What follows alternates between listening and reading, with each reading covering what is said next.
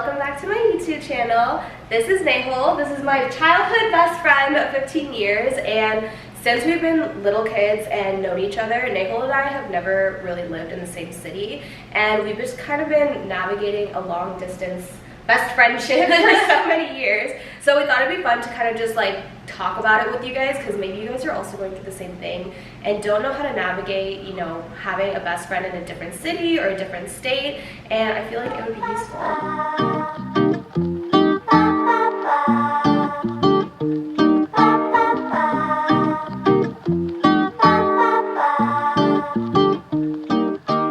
You know, we're in our 30s now. Friendships in our 20s looked a lot different than our friendship in our 30s. Yeah. I think one of the things you and I always talk about is always around like, how do you make friends in your 30s? Exactly. And we're really lucky to have each other because we met in our 10s, I would say. Yeah. 10s, 20s, when we were teenagers, yeah, in high school. That's when we met. Exactly. We've been friends for 15 years since then. So. And a lot of high school friendships actually fade away. So fun fact, Keisha and I actually didn't go to the same school. So I hear stories about all these people in high school. They met at the same school, then they were friends long term. She went to a different school. She lived in a whole different city as me. Exactly. So the fact that we were able to maintain a friendship for now 15, 17 years now is crazy. Amazing. The first time we actually experienced long distance friendship was when we both went to college. So Nehal went to college in Arizona and I went to college in Illinois, and that was the first time that I think like our relationship was kind of getting put to the test of like, you know, being in such close proximity to each other from high school, where we used to hang out every weekend and see each other so much often, see each other at parties and stuff like that, to going to like continue that best friend relationship while also being in like a new stage in your life, in a new city, making all new friends. Like high school to college is like such a different world, and so like doing that was like very new. First of all, college was very new for us both, and like just experiencing that, but also like maintaining our relationship was like a whole nother level. Yeah, I think college is like very defining of figuring out who you are as a person, Exactly. like identity crisis, because you know, our whole lives, as especially South Asian girls, our parents have like told us what to do. We didn't have a lot of freedom growing up. And so like we get into this world and we're living on our own. Yeah. We have all these friends. We have access to like partying all the time, but we also have to keep our grades up or we're gonna get pulled out of school. Exactly, So we're navigating that on top of having friendships. But keep in mind, this was also the time that we went to college.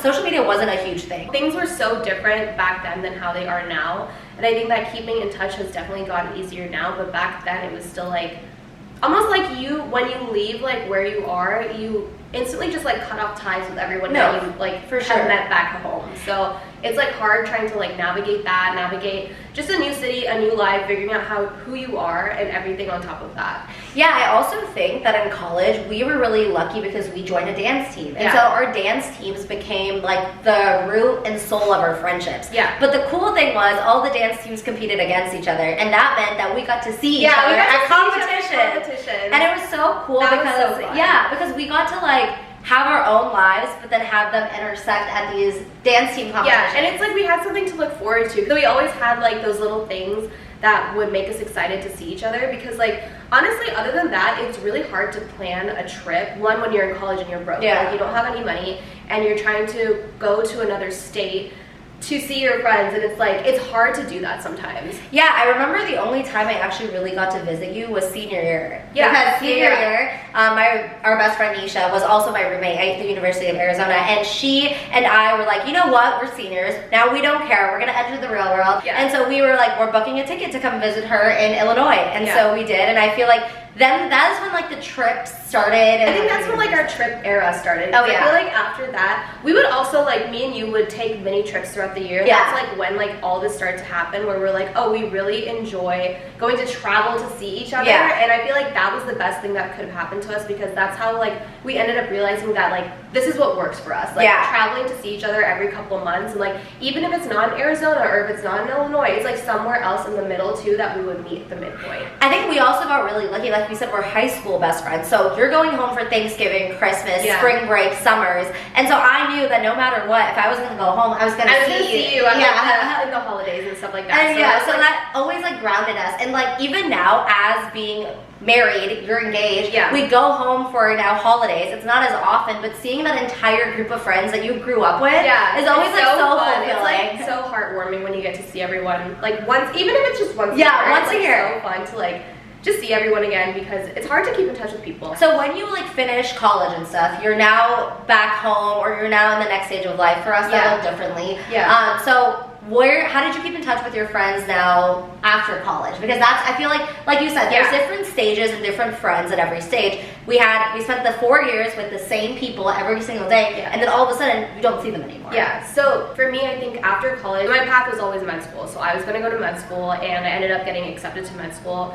But there was a 6-month period where I was back in the Bay and I was working, and I think you were also back in the Bay. Like, all of our home friends that left for college were back in the Bay Area and they were working. So I think that's what, like, we saw each other so much because we were hanging out literally like every single weekend. We were doing stuff with each other, going to the city, like, you know, all that stuff. So that was just like the time of our lives where we all lived in the same place at the same time. But like the 6 months that happened. But then after that, like, I left for med school and I went to the Caribbean, and that's like not even like cross country, not even out of state, that's like out of country. So that was like a little bit hard for me. One, adjusting to living in a new country, an island, not knowing anyone. So getting used to that on top of like the fast-paced path of med school was like really difficult for me. And I feel like in those 2 years that I was on the island, I was not the greatest at like keeping in touch with everyone. Yeah. So I feel like that for me was just the time when I had to grind, and I was just like really like living my island life and like living in a bubble. And I feel like I saw you guys every once in a while where I would come back home for like the holidays or like when I had my summer break and stuff, and I would see you guys. But like on the day-to-day basis, I don't think like I was very good at like texting you, keeping up with you guys, or like phone calls or FaceTimes or anything like that. Yeah, no one really talks about how isolating it is to just be in the medicine field and have friends. And I feel like me and Nisha, who I always talk about, is we saw that firsthand with Keishu, but there was never any sort of our friends being distant or leaving us. We're like, we get it. You're in your own space, your own bubble. In fact, it was more difficult than any of us, because she had to switch friend groups and switch places every single couple of years. And I think that was difficult. I think it's like in my life, I always say like I have different friends from different periods in my life. So I have like my high school friends, which is like my home friends, my home base friends. I have my college friends, which are separate, like all my Illinois friends. I have my med school friends, but my med school was divided up into like 2 years and 2 years, which was the island, and then I lived in New York. So I had my core friends that I had on the island, and then we all got split up when I went to New York for my core rotation. So then I had to rebuild a friend group in New York. So I have those friends. And then I left New York for residency, so I had to have my residency friends. And then again, now I'm in fellowship, all my residency friends have moved. So like my friend groups just keep getting like built and then like dissipated. And it's crazy. And it's harder for you because, so for me, I had a very different path. I lived at home for 4 years after college, so whoever was at the home, like, you know, like your hometown, Bay Area, super easy to hang out with. Then after that, I moved to LA for a couple years. Same, had the LA friends, but they were the same people I was friends with at home and things like that. Where our experiences differ is you had a very demanding work schedule. I did not. So I was able to like take PTO, go on trips. I never felt disconnected from my friends because I was able to see them. But your schedule was so, I have to work 5 days a week. I have to go into work. I don't get remote work, which happened after COVID. And then on top of that, it was like, you also work weekends and nights. So it's like, it was just craziness all around. It was. And so a lot of the times as we started to get older, we realized that the best way to keep in touch with you was to come to you. So I used to be like, okay, I'm coming for a week to Florida, and then I would stay here for a week. Literally, she would go into work all day. She'd come home at like 6 p.m. I'm just there on her couch. Like, hey, housemate. I loved it. I would just come home and she'd be like, hey, missed you today. I was like, oh no. And so we got to do that. And even like when I think about my proposal in 2022, okay, nobody really knows this, but my entire proposal date was chosen around Keishu's based on my work schedule, which is also crazy. And same with my wedding. Keisha was like, hey, like, what are you thinking about doing your wedding? And I gave her a few dates that the Bundit gave to me. And she's like, well, I really can't make it in March. I'm like, oh, fuck, we have to do it in February or something. Yeah, it's just like navigating that whole situation is definitely challenging, but I also have to give it to like you that like you are so flexible to be able to work around my schedule, and I think that's why this works. You know? Because like if you also had a very demanding, I'm not saying that your job is demanding, but like if you had like an in-person job, it's like hard to coordinate obviously dates and times and travels and like things like that. So that's why it's so easy for us to keep up and like maintain a relationship, and just like you have so much flexibility, which is like amazing. And you know, not every friendship is like give and take in that situation. I've never felt that way with you, where it's like, oh, like I don't mind dropping everything and coming to Florida because I'm like, it's not possible for you. I think once once you start keeping too many tabs and I'm doing this for this person and like doing that for that person, it stops becoming like a true friendship. You really can't have animosity, and you just have to be like, you know, I'm doing it because I love this girl and I love our friendship. Yeah, and I appreciate that so much from like you guys and stuff, and like I'm always so happy when they're like, oh yeah, like I'm so down to make a trip. I was like, oh my god, thank you so much. And I feel like sometimes even like you're at the stage, like we talked about this yesterday too, where it's like you want to do things, but you're like, I only have Saturday, Sunday available. And sometimes you're like, is it worth coming? Is it not worth coming? But you're like, you know what? It's worth coming. I'll come Saturday. I'll come Friday night after work. Exactly. And it's also like you want to make efforts because I feel like now that you're planning a wedding, which is the next segue into the best topic ever, creating guest lists involves making sure who you have real connections with and real friendships. And that's like such a challenging part of wedding planning or just like guest list planning in general. And I feel like you've gone through this, I'm going through this right now, where it's like, who do you feel like is close to you and who do you feel like you have a friendship with in terms of putting them on the guest list? I think it becomes difficult because for me, like when I think about all the friends that I've ever had in my life, I'm like, oh yeah, like I was such good friends with this person back in the day and this person back in the day and this person back in the day. We were like butt buddies, literally. And then now it's like I haven't talked to that person in 5 or 6 years. Like, do they get an invite to my wedding? You know, probably not. I also think the hard part is like what you might feel about a friend, they might not feel about you. And I think that's where it gets a little tricky. Like sometimes I think of friendships in a way that it's like a tiered system. I have my top tier friendships where I'm like, it's like you, Nisha, etc. Where it's like, no matter, you could kill a person. Okay, don't take this. Don't take this as anything. Don't do this. But you could do anything and you call me and be like, I need help hiding a body. Drop everything, no questions asked, I'm there. Then we have tier 2 friendships where there's more flexibility in the sense where, okay, maybe you're not able to make it to my birthday, but then you'll be okay if I'm not able to make it to your birthday, and it's fine. Then you have tier 3 and stuff. I think where you think that somebody is a tier 1, but you're a tier 2 to them, that's what hurts. So I'm like, oh damn, I have to level set my expectations, but I'm such a ride or die girl where I'm like, oh, when I say that I'm gonna be this for you, I'll be there, be that for you. And when I don't get it in return, I immediately go to cut off mode. I'm like, should I cut this person off? I'm the same person. I'm the same type of person where I'm just like, if I don't feel like I'm getting back what I'm putting in, I'm just like, is this like worth it? You know, because it's like time is precious. So it's like if you want to invest your time into a person, like I feel like they should also be kind of giving it back to you. Exactly. And so I was actually talking to a friend when I was in LA a couple weekends ago, and they were just actually saying that you shouldn't look at friendships as black and white. And I was just bringing up an instance with a friend. I'm like, hey, I don't know where we stand. You know, this person and I don't really talk as much anymore. Should I just cut them off? And he was like, you don't need to cut this person off where they didn't do anything to you. And somehow that clicked in my brain. I'm like, yeah, why am I saying I should cut this person off? I could just be acquaintances with this person. But you have to realize you run into people all the time. You have work friends, you have social circle friends, you have people you see at parties and stuff. People can be acquaintances. So yeah, even when I thought about my own wedding and like picking a guest list, one of the things we also always talk about is not only thinking about people who you're actually close to in the moment, but thinking about people who you see a potential friend with. Exactly, And I think my fiance does a really good job of this because he's always like brought this up to me. He's like, hey, if you want to invest in this friendship, like you put in the effort now, and like you just see how they like mesh with your friend group, like mesh with the family, things like that, and like that shows that like you want to put in the effort too, and like you're making an effort into this friendship to make it like a long-term thing. And like honestly, I never really thought about friendships like that up until this point, and I feel like wedding planning has like brought up a lot.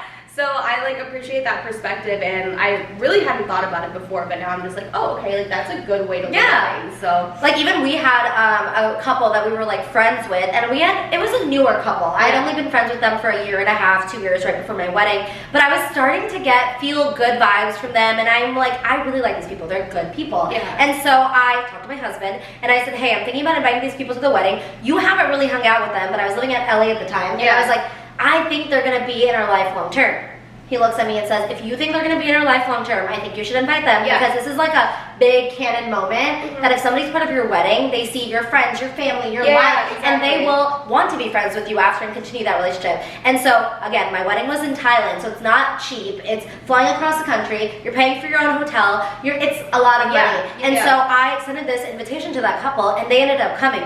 we ended up going to their wedding in Thailand, and they're now one of our closest couple friends, and we love hanging out with them. Yeah. And so it was like a perfect example too. It's just like, and the fact that they also like invited you back to the wedding. And it's not like the kind of friendship with this couple where we're talking all the time. Yeah. But every time they're in Jersey or we're in LA, we're always able to see them and hang out with them, and it just feels like no time has passed. And they're one of those couples that aren't within the friend group. Yeah. So it's like they're like a little bit removed from the friend group. And it's just like a very different couple to hang out with. We hang out with them, we feel good, we love talking to them and hearing about their life and their friend group, who it's kind of like characters in a story. You're like, oh, you had this happen in your friend group? I had no idea. We had something similar happen in our friend group, but you will never meet these people. And it's nice to also have like a couple friend like that that's out of the friend group, because you can get like a fresh perspective on things. If you tell them something that's, or like something that you're going through, or like, you know, issues with like a person that you're having, you can tell them and they will give you like a fresh new perspective, because they don't know like the other person. And so it's nice to have that every once in a while, because otherwise all the friends, I feel like, sometimes are interconnected, or they know the person, or they know this. So since you and I have had like multiple friends in like every different walks of life, do you ever feel like there's been friendships that haven't made it to this day, or you feel like you had to like cut things off with a certain friend for like a certain reason? If you want the tea, just ask for it. Just kidding. I think friendship breakups are not, there's two ways that they can happen. Either it happen naturally over time and you're just, communication falls apart, people start stop putting in effort, and it just happens. So like, I don't wish you any bad or unwellness, but we're just not, I wouldn't call you a friend. Then there's like an event that happens that like really breaks up a friendship, and I feel like I've had a few of those, especially in my 20s. And I think all of them happened for good reason. Like, I don't look back at those friendships and I'm like, actually there is a sort of like grief process that happens, and a loss process of, you're like, I spent so much time telling this friend everything, building a relationship with them. They were such an important part of my life. And then when something happens, you're always like, this is so sad. There's two routes you can go. One, either you think that you can let it go and mend the friendship, but there are things that happen that are so irreversible that you're like, you know, it's just better if we end it here. And my husband is actually really good.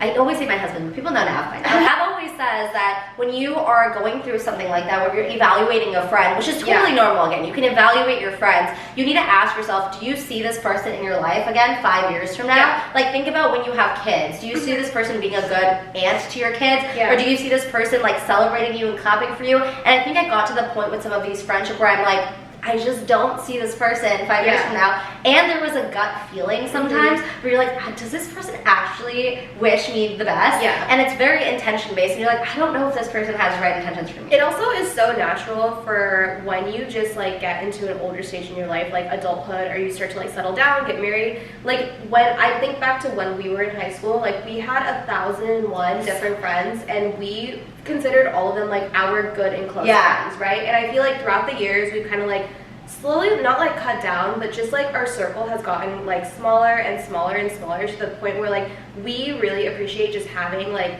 a small close group of friends, and it's not like every single person out there has to be our friend. And I think that part of the friendship breakup also comes with like this situation where we just want like a close group of friends and someone that like have a like best friend circle. I also think that it's like, who's clapping for you in a room, which is so real. Like, you grew up in the South Asian community, and we're taught to compete against each other. We're taught to, you know, be like, oh, I'm gonna one up you and I have more success as you. So when you meet girls or women even, you think that's their intention. And I look at the women around me and I'm like, I have a fucking doctor as a best friend. I have a tech by day, DJ by night best friend. I have a luxury wedding planner as a best friend. I have a literally Google prodigy as a wedding best friend. So these are women who really are doing amazing things. And instead of feeling any type of way, I'm like, I'm your biggest hype woman. And I get that in return. I feel that way. Exactly. And so it just inspires you to be like, okay, these are the people that are going to be in your life long term. Exactly. And I feel like that's so important to think about when you are looking at your friends, and if you're ever feeling like insecure or like, is this person really wishing for the best? It's like, that's when you feel like you have to reevaluate the friendship. Or when somebody makes a comment that really just makes you question the intention. Like, if you're hanging out with a friend and make like a backhanded comment where you think that they're complimenting you, but then it comes off as like, did you just put me down? Those are red flags. That is a red flag. What are other red flags that you've seen in friendships where you're like, one, I think that it's definitely a red flag, but like a controlling friend. Like someone that always just wants to like have you as their like kind of a puppet and like want to control you, want to make sure that like you're just kind of like in their vicinity and don't get to like explore other friendships, which is also like a jealous friend too. Oh, for sure. And I feel like that's really hard to deal with, just because growing up, I feel like there's a time in your life where you just need to like get to know who you are and like figure yourself out, and to have someone in your life that's like your best friend trying to like control you or manipulate you or feeling jealous of you is like, it's hard to deal with that while also like trying to learn more about yourself. Yeah, I also think the friend that like always wants tea or gossip. So when you're in your mid-20s, there's going to be drama. You're developing your identity, you're in new relationships, toxic relationships, all of that. So drama during this time is, I'm not saying it's good, but it happens naturally. When you're in your late 20s and early 30s and that same person is coming around and being like, so what's the latest on this person, or what's the tea on this? Instant red flag. This girl did this, and she would always come and be like, so what's happening with this situation? And I'd be like, literally nothing. And it always felt like she was trying to get me to talk about somebody in a negative way. And the thing is, when I'm younger, I just say it. If you ask me something, because you don't know the intentions behind people, so you think like someone's asking you to genuinely ask you, but it's really like they're gonna take what you say and then like say it to other people. Exactly. But now I'm like, I recognize that so quickly. If somebody does that, I'm easily like, I don't want to talk about this, or change the subject or something. I think another red flag is how, and again, I'm talking about women friendships, is how women have relationships with their partner and where you fall into their friendship then. There's a lot of girls, women, etc., who get into a new relationship and then their friends come second place. And I think that's such a red flag, because when that man is not with you or when that man leaves you, you're gonna come back to us. And I feel like we've all been in this situation. Like I have definitely prioritized a relationship before my friends in my mid-20s. But then now finding my husband and finding Nav and just having him be like, your friends are such an extension of you, and being like, your friends literally are your life.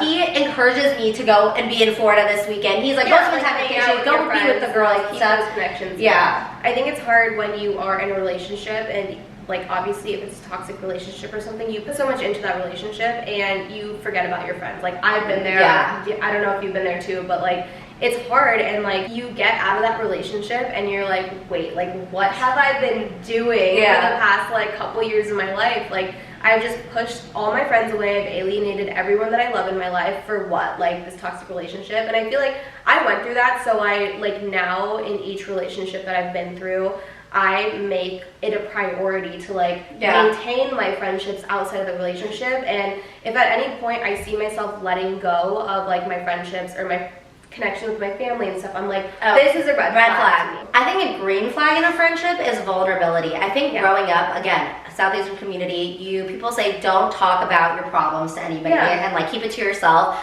but you come off as you're better than somebody then. Like, I'm not even talking about relationship problems, anything happening in your life with your family, maybe you're struggling with your career. Suppose I was to get fired. There's like a feeling of being ashamed. I don't want to tell my best friends I just got fired. I think that was my mentality like 5-10 years ago. Now I'm like, I got fired, I need hype women to tell me that I'm gonna own my next career, I need help. So I am like owning that, be like, you guys, I'm really upset, I got fired, but where do I go from here? And the flood of just good text messages and good vibes that come your way come to show. And in fact, you might hear something from your friend and be like, oh, I got fired last week too, I wasn't ready to share it. And instead of being mad at that friend, you're like, oh cool, we can now we can go through this together and just like kind of help each other out. And like it's hard in the South Asian community too, because like you said, we all grew up with this like competitiveness with like your friend or your, you know, family member. It's always a family member, like, oh, they're doing this, like why aren't you doing this? So like it gets hard when you get to an adult phase and like that's what you grew up with and that's all you know. And then you find like the friends that are actually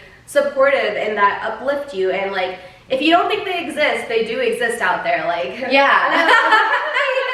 no, but a really good example of that is like me and my cousin. We grew up being like not liking each other because our moms would always compete and make us like be like, you guys against each other. Exactly. And so I was just totally sure that she didn't have my best interest in heart.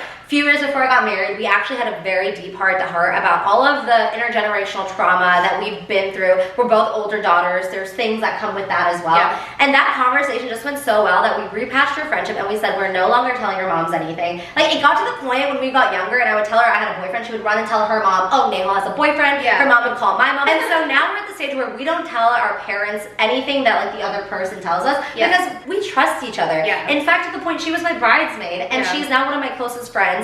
And I feel like we built that relationship away from the parents. And so when you look at friends and stuff, you have to really, South Asian community needs to be secondary. Do better. Do better. Do better, South Asian community. I think one thing that's always interesting when it comes to friendships is seeing how your male friendships change. When we're in our 20s, we have more platonic relationships with our male friends, and these are like guys who are our ride or dies, okay? Yeah. Then you start to get older and everyone starts to get into relationships and stuff, and those friendships change with those guys. Yeah. They get girlfriends and they no longer want to be like your best friend, and you get boyfriends and you no longer want to be their best friend because your significant other is your best friend. But no one tells you about how that shift happens so quickly, where you go from spending time at your best guy friend's place, watching TV till 3 a.m. and like eating popcorn and stuff like that, and just laughing, to never having that again. Yeah. And it's not like I even crave to want that again, because I do that with my husband. Yeah, exactly. But it's just sad that there was a time that we didn't think about things. We used to go over to our male guy friend's place. All of us used to stay over, and we're just never gonna get that moment again. Yeah, I think dynamics with like girl and guy friendships definitely change as you get older, and I think like when you're younger, you don't really think much of like the things you do and like your impact on like the people around you and stuff like that. But then I think as you mature and like the frontal lobe develops, you realize that like sometimes it's not like, I wouldn't say like not appropriate, but sometimes there's boundaries to things. It's like when you get married and you have a husband, like you probably not going over to your like guy friend's place every single night and like watching a movie and stuff like that, or like vice versa with girls. And like there are some boundaries that come with that. It's just like nobody talks about like how quickly the flip switches. Exactly. Because it's like one day you wake up and you're like, wait, I miss this person. Yeah. Like, we used to be such good friends, and like what happened? It's like, it just happened so quickly. And I also don't think, like, I'm not saying don't have any male friends or anything like that. Like, one of my husband's best friends, she lives in Florida, and they were best friends from the beginning of our relationship because they met at the same time. And we loved her so much that she was also my bridesmaid. That goes to show that we brought her into the girl side. And that's what happened with my male friends. My male friends are now better friends with my husband than me. And a little part of me is sad. I'm like, hey, I was your friend first. But I also understand that the girls-guys dynamic does happen, and all of my male friends, I'm now closer to their significant others than I was the male friend from the beginning, and that's just what it is. And I think as couples, we're all friends, and that's amazing. Yeah, and I feel like that's healthy when you are able to integrate someone else's significant other into your group, and like that's just like a form of a healthy relationship. Yeah, and also that's translated into now, instead of going over to a male friends or female friends to have a similar couple. Yeah, and the couples stay together. You came over. I had like a couples weekend a few months ago, or no, now it's like 6 months ago. Yeah. And I had Anisha and Paige come over with their significant others, and we all just stayed together at my house. And it was like a sleepover for an entire weekend. It was the most fun we've ever had. And we have relationships with each other's significant others that are so valued and cherished. Like for her proposal, her fiance was so involved with me and Nisha that we helped plan the proposal from end to end, and he really valued our opinion. And I think at this point, if I was stuck in the middle of the road at the middle of the night at 4 a.m. I'm calling her, she's not picking up, I would definitely call him and be like, hey, I need help, I'm fucking stuck. Have you ever had to send a breakup text to a friend?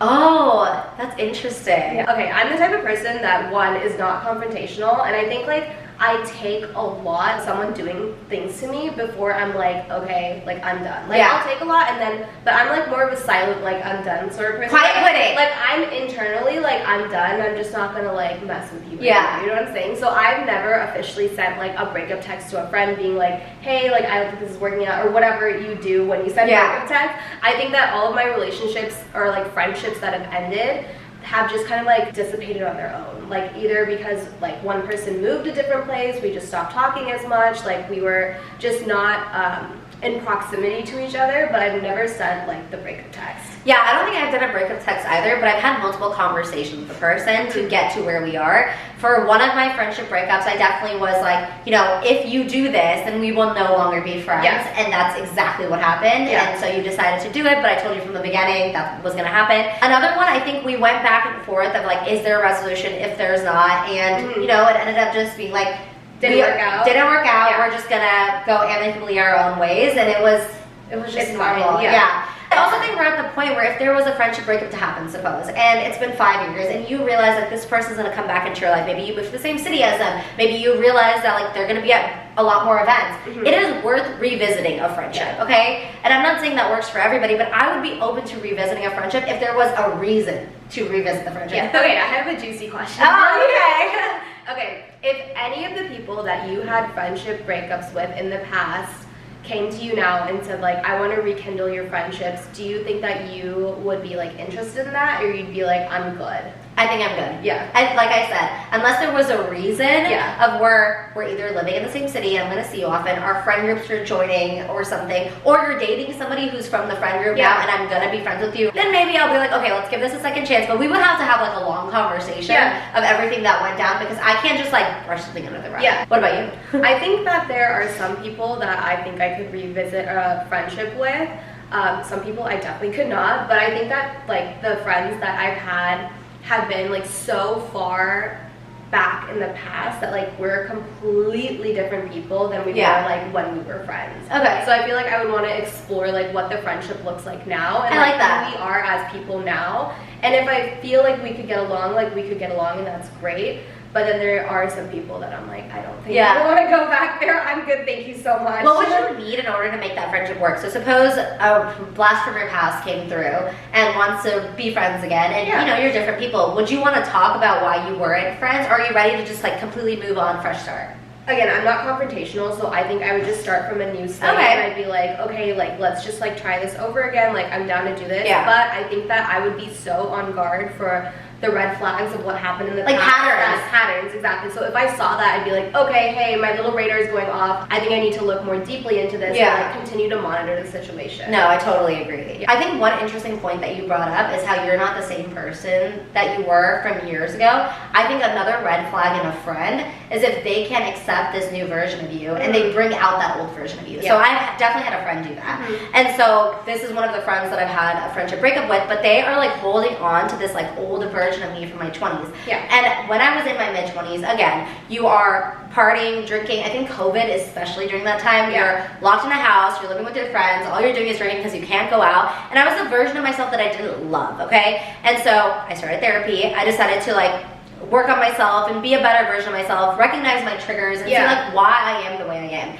Now I'm in my early 30s. I love this version of myself where I am a really good partner, I'm a really good friend, I'm a really good daughter, sister, etc. And I feel like sometimes when I was hanging out with this friend, they would always bring up times where I was this mess, or I started drama, or I started gossip. And that just makes you feel, as a person who's done work, like I know I did those things. I know I meddled in friendships, or I know I got to people in a way, so like why are you bringing that up constantly? And it made me go backwards in my growth, and I think that was a defining reason where I was like, I can't be friends with you. And I think that's so important. Like you can't have someone in your life where you're putting in so much effort to like be a better person and do all the internal growth, and then have someone in your life come to you and like make you go backwards. Exactly. How do you think you've changed now from looking at your 20s and now your early 30s in terms of friendship and the way that you've grown? I think I'm more intentional with friends now, and I feel like if I want to have a friendship, I want it to be not just like a surface level friend. I really want it to be like a core friend, someone that I can like talk to about like deep things, personal problems, things that I'm going through and stuff like that. So I feel like I think in my 20s, I became a really picky person, whether it came to like my relationship with like a significant other or my friendships. So I feel like I pick and choose who I want to stay in my life, and I don't just let anyone into my life anymore. How do you get to that deep level with a friend? Because, you know, even now, Yeah. We're trying to make friends, especially because you live in Florida, I live in New Jersey, and a big thing of me living in New Jersey is, yes, I have friends in New York, which is about 35 minutes away, but I would love to have a friend who wants to go to Pilates with me on a random Tuesday or Wednesday. But those friends end up being small talk friends. Yeah. And for me, small talk is very hard. I go to so many creator events, and I walk away from those creator events not feeling fulfilled because I feel socially drained, if I'm being honest, because I've just spent 3-4 hours talking about surface level thing, and I'm like a very to get deep, like let's have a one-on-one and like, let's get to know each other. So how do you get to that level with a friend that you just met? Honestly, that's something that I'm still figuring out too, because living in Florida is a little bit isolating, and I'm still learning how to make friends as an adult. So I think I'm still learning like how to, you know, make the effort with people that are new in your life at the age of 30. And I think I feel like blessed in that way that I have you guys from such an early age, that I have like that stability in friendships. But if I didn't have you guys, I don't know what like my friendships would look like, to be honest, because maybe I would be putting in more effort to make friends around me and have those deeper connections. But I know that I have like my core people still, and I haven't figured out how to get people from the outside circle into the inside circle. I feel the same way. I always go out and try to make friends, and then I'm like, why do I have to make friends? I have you. I have you guys. And so I think I struggle with that too. And I feel like, especially now, we want more couple friends. Like as you get into married life, and like you even think about having kids, you want people around you that are in the same stage of life. And meeting a couple friend is like basically trying to flirt with them to be like, do you like us? Do we like you? I haven't done that yet, but I'm putting out a PSA. I'm putting out a PSA. If you're a couple friend living in Jersey and want to be our friend, we're not swingers.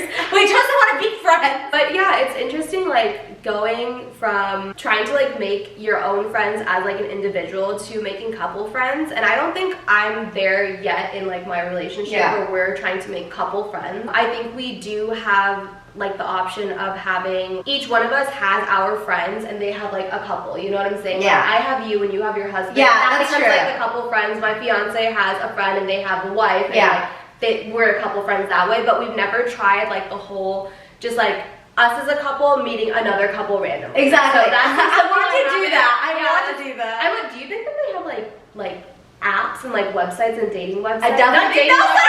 That's swingers. Shit. Have you been watching too much Mormon Like not dating websites, but like a connection website where like you find other couples. I think that's swingers. Those are swingers apps. I don't think those exist. Why would you be meeting another couple? For what?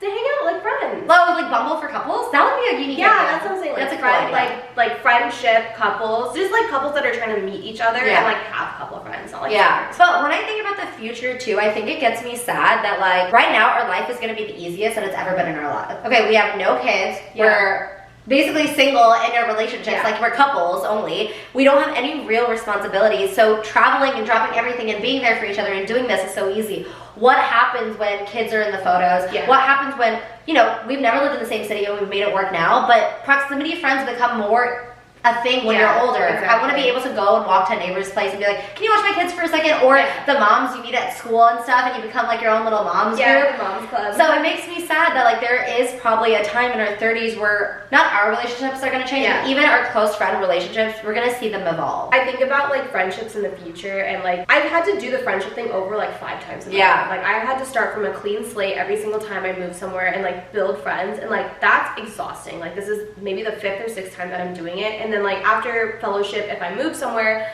I'm also gonna have to do the same thing all over again. So I'm like, okay, I just hope that's my last time that I have to do this. Even if I get tired, my fiance is such a social butterfly that I know wherever we go, we will have friends, because A, he will probably know someone there, or 2, like he's a yapper, like he will make friends. So like at least I have that support from him, where like if I feel too exhausted to do it, just socially, mentally, whatever, physically, that I have his support, and he will be able to like take control of that. I think the biggest thing when we think about friendships in the future is not becoming like our parents, in the sense where I saw this TikTok recently about how our generation of women or people, you know, growing up and stuff, we're becoming aunties of our generations without even trying, where you start to have kids and then you're looking at your friends have kids and you want them to compete basically, and you're doing it so subconsciously because of the intergenerational trauma over the years, that I hope that we have worked hard enough on ourselves and our relationships and things like that where we do not let that happen. I do not want to become any sort of competitive person. I want to instill very good values in my kids, and my mom raised me very well. Your mom raised you very well. We turned out to be great kids and we recognize it on our own, but could things have been different if we were taught that from the beginning? Probably. And so how do we do that with friendships and the community around us? Like I look at my mom's friends sometimes, or you know, kiddie parties and stuff like that. There's still drama that happens and they're in their 50s or something. So I'm not saying the drama won't happen. There's gonna be drama and stuff, but how do we get into a place where we're better head on our shoulders? I feel like we always say this about parents, but our parents are also living life for the first time too, and like so are we. And so when we get to that stage, like we have it in the back of our minds that we want it to be different, but it's also like we're doing that for the first time. And I think these are the conversations that need to be had with each other and then with the followers and everything, because the more we talk about it, the more it becomes like, oh, this is not a unique experience, this is something we're all going through. It's so relatable. And I just feel like I watch these TikToks and I watch other brown girls like me and I'm like, wow, what I feel is completely normal. I'm not alone. I think no matter how old you are, friendships are always going to be a challenging topic because it's just something that's constantly changing as you're constantly changing. And so if anything, the testament to this video is just, yes, we've navigated long distance friendships. We've also navigated friendship breakups. We've also navigated male and female friendships, but at the core of it, it's just being very real with yourself and being like, hey, can I put into these friendships and can I have friendships intentionally, which is what you say you always do. And so that's something that I'm definitely working on, and I continue to do that as I watch all these friendships around me evolve. I don't think we have it all figured out yet, but we're definitely just like living our experience and learning one day at a time. And I felt like it was a good idea to share our experiences with you guys because you guys are probably going through something similar or have been through something similar and might just want to talk about it with a friend, and you have us.